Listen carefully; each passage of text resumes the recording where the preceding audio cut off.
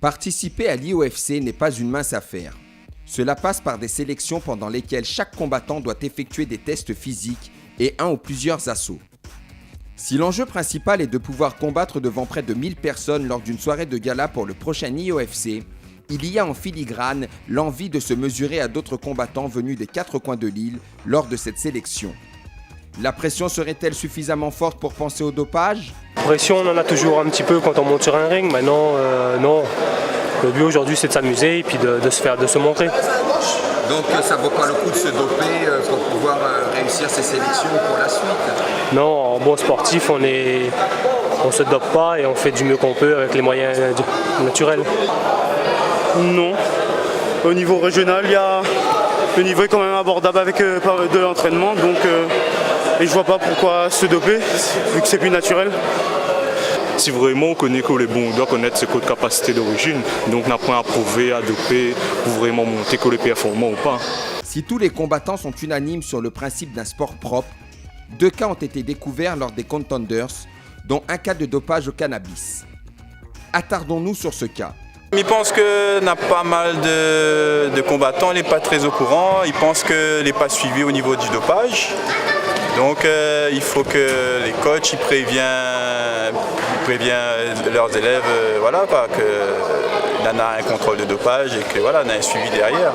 Donc s'il y a dopage, donc lui parlant par exemple au niveau du Zamal, donc il y a pas mal de jeunes qui consomment le Zamal, donc ils réalisent pas que ça peut être considéré comme du dopage de fumer. Cette explication semble plausible. D'ailleurs, le jeune sportif reconnu coupable a fait amende honorable devant la caméra de Gallo. Comme on a des gens qui m'entourent, et on a Spedji, on a Cédric, on a la famille qui entoure main.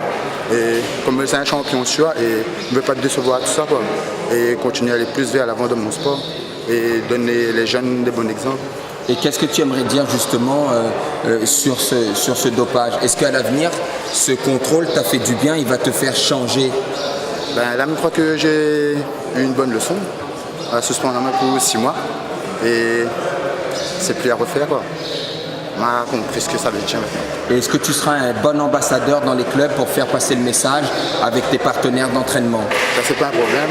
On va dire que c'est pas la bonne solution de fumer et ni prendre des produits stimulants. Le naturel, c'est mieux. Le Zamal est un véritable fléau dans la société réunionnaise. L'éducateur et le coach Expédie Valin nous livrent son analyse. On ne peut qu'accompagner Thierry dans sa démarche. De toute façon, on le fait déjà depuis pas mal de temps. Mais je crois qu'aujourd'hui, il a dit lui-même, il a eu une leçon. Et ça lui a permis de prendre conscience de certaines réalités. Donc, il va respecter le règlement. Et aussi, il ne va plus fumer. Donc, je pense que ce qu'il a dit en direct comme ça, c'est bien. Et il ne conseille pas les jeunes à continuer de faire ce qu'il fait, lui, et ce qu'il a fait.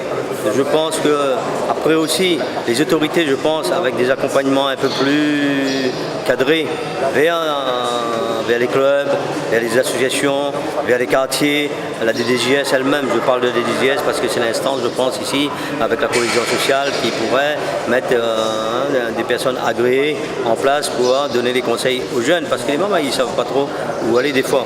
Je pensais à ça. L'organisation IOFC est dorénavant des plus vigilantes face à ce problème qui est le dopage. Terry, il assume, il vient parler comme ça devant la caméra, je pense que c'est une réaction qui est courageuse, mais à lui par la suite de nous prouver son sérieux sur les prochaines manifestations. Et de toute façon, il sait qu'il n'aura pas de deuxième chance, et donc à lui de faire ses preuves. Donc maintenant, concernant le dopage, là on était sur un cas de Zamal. Le Zamal c'est de la drogue, le dopage c'est de la drogue. Donc mon discours il est sans équivoque. On ne peut pas tolérer ce type de comportement de la part d'athlètes de haut niveau. Nous on est là pour créer des icônes. Les icônes doivent être représentatives de ce qui se fait de mieux dans le paysage sportif. Et le Zamal n'a pas sa place dans le paysage sportif réunionnais, je dirais. Et tous les coachs sont d'accord pour dire qu'il faut un engagement plus fort des instances sportives pour avoir un véritable impact en matière de prévention et pas seulement sur le cannabis. C'est vrai que les autorités ils véhiculent le dopage par la radio, mais il n'y a pas vraiment de supports qui sont distribués dans les clubs pour montrer conséquences du dopage. L'autre cas était tout aussi, voire plus important, car plus surprenant. Un stimulant visant à augmenter l'agressivité du combattant. À tous les responsables de club, frappez aux bonnes portes pour demander du soutien dans cette lutte qui ne s'achèvera pas après le coup de gong marquant la fin d'un combat.